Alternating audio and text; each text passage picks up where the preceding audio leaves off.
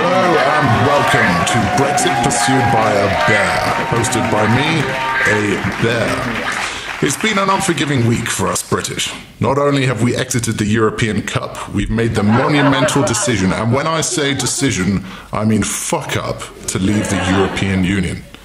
Coming from a country that invented the Church of England just so Henry VIII could get a divorce, you'd be forgiven for thinking this is just an elaborate plot Nigel Farage concocted to be able to deport his German wife and get back to practicing orgasm faces in the comfort of his local pub. Unfortunately, it is all too real. Yes, last Friday, 51.9% of the great British public voted to leave the European Union. It's the greatest turnout since the Cocoa Pops Choco Krispies debacle of the late 90s. We turned out in droves to give a big middle finger to our European partners, and now we begin the divorce proceedings. Basically, we're that guy who spent all his wife's money and then decides he wants an open relationship with China, only to discover his new paramour prefers a croissant in bed rather than the full English. It's not going to go well. Especially when one of our mouthpieces seems determined not only to leave the EU, but to leave a shit on the desk on his way to the job centre.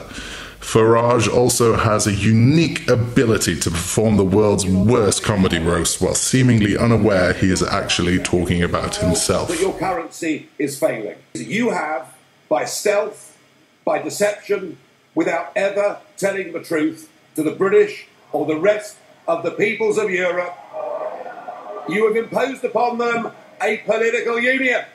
Not only that, but our beloved PM has announced his resignation, calling for stability before diving out of the moving car that's heading for the cliff edge. All of which means he hasn't triggered Article 50. With no sign that it will be triggered anytime soon, what the Leave campaign have effectively done is written a drunken abusive email to its fellow colleagues, told everyone about it, but still not hit send, which means we'll probably still be invited to the Christmas party, but it's bound to be a frosty one. Britain in the 60s was screwed. Britain begged to join the European Union 3 times and eventually was allowed in. With their help and funding, we grew to the 5th largest economy in the world. The EU gave us financial support, the European Court of Human Rights, United Front Against the World, and a chance of winning the Eurovision Song Contest. And that is what we have walked away from. And there is only one direction it can go, and we are nowhere near as popular as Zayn Malik, so it's going to be hard on our own. Now the rest of Europe gets ready to make an example of us while we fall apart. The Germans in particular will like this slice of schadenfreude. Here are the top 3 promises the Leave camp made. By now you'll be aware that a portion of Leave voters did so in a bid to end the amount of foreigners in the country. You know, those people who contribute to our economy, society and culture. I'm not saying we haven't contributed to the world.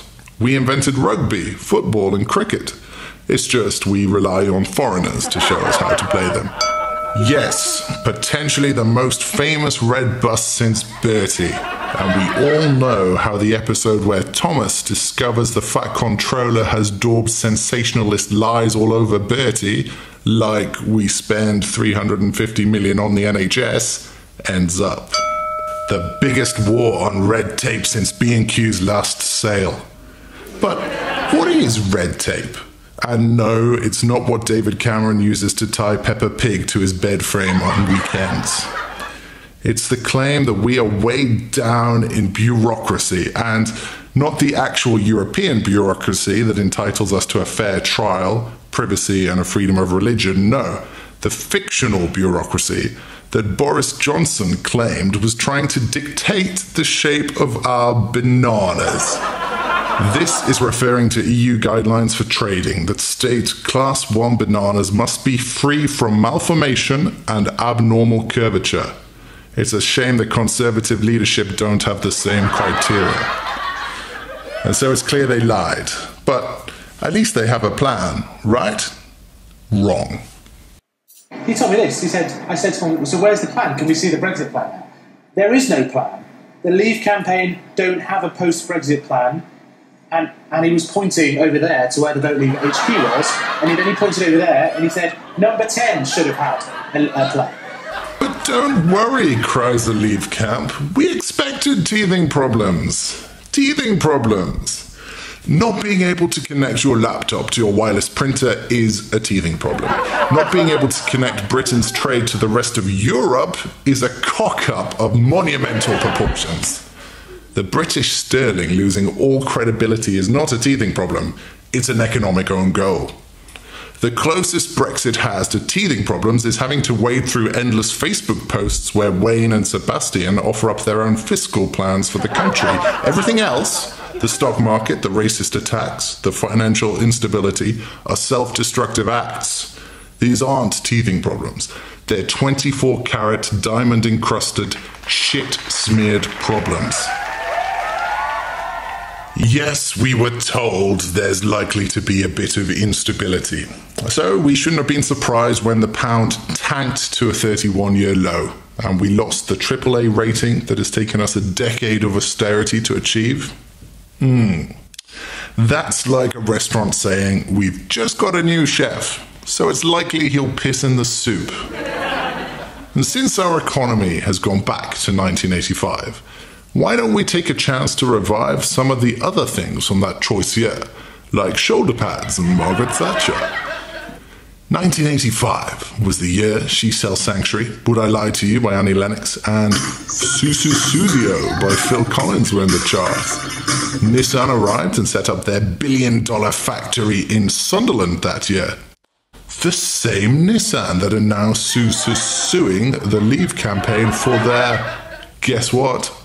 Lies that Nissan supported the Leave campaign and for using, without permission, the Nissan logo on Leave material. And there you were, thinking the Infiniti was the only dodgy vehicle labouring under a Nissan badge. You'd think this national backstep would have crippled the Conservative Party, seeing as it was David Cameron's idea in the first place. Top job there, Davy. But not so. The real victims of Brexit seems to be the Labour Party, who have completely fallen apart in a move that makes the Night Watch's betrayal of Jon Snow look like a minor disagreement. Jeremy Corbyn has lost half his party, but still demands that the show must go on, like a cabaret singer on board the Titanic. Hats off to Labour, though. At a time when national economic and social unrest can be laid directly at the door of the Conservatives, Labour choose to eschew blaming in favour of self-annihilation. Clearly the sorts of people that attend a bar fight just to glass themselves. Labour MPs have been dropping like flies. Well, more like kamikaze flies. Instead of swirling round the dog turd of Brexit, reaping the rewards, they're nose diving into a can of Raid.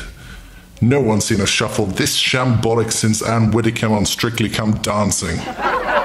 Possibly the saddest consequence of the referendum is the increase in ugly, racist comments directed at Europeans and non-Europeans, both online and in public. And no one's denying this wasn't already here. But the increase since the Brexit result hasn't gone unnoticed.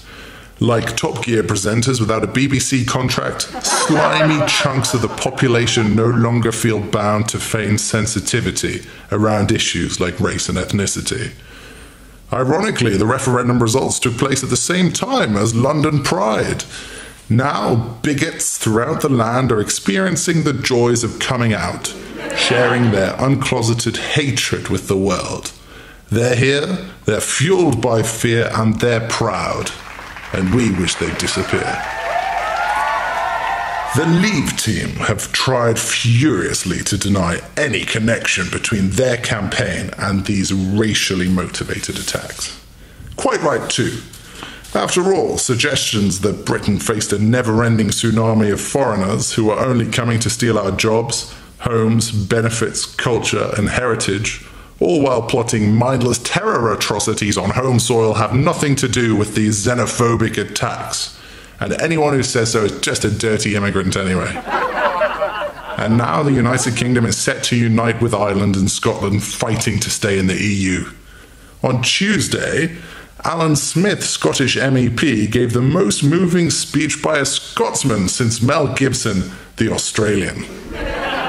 And so I ask you, the people of Britain, is it really what you want to do? The referendum is not legally binding. There's a petition with over 4 million signatures, ironically set up by a Leave campaigner. If we wanted to change our mind, we actually could.